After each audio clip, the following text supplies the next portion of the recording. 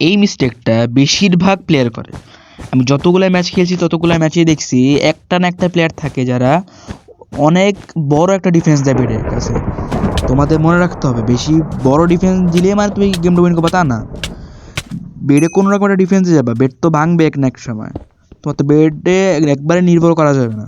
So তোমরা bed হালকা defence দিবা, এরপর তোমরা তোমাদের রাশ দিবা। আমি তোমাদের কিছু বেড ডিফেন্স দেখাইতেছি।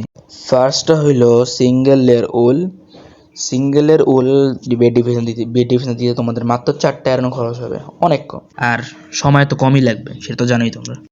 দ্বিতীয় বেড ডিফেন্সটা হইলো ইনস্টন আমি যেমনি ডিফেন্সটা দিছি তেমনি দিলে আর কোনো ইনস্টন বাকি থাকবে না।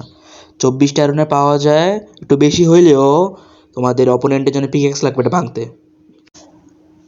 আর তৃতীয়ত হইলো নো ডিফেন্স, আর মানে তোমাকে আর কোনো ডিফেন্স দেওয়া লাগবে না। অনেক প্লেয়ারই এমনি কোনো ডিফেন্স দেয় না, কিন্তু আমি রেকমেন্ড করবো এক লেয়ার উল দিতে।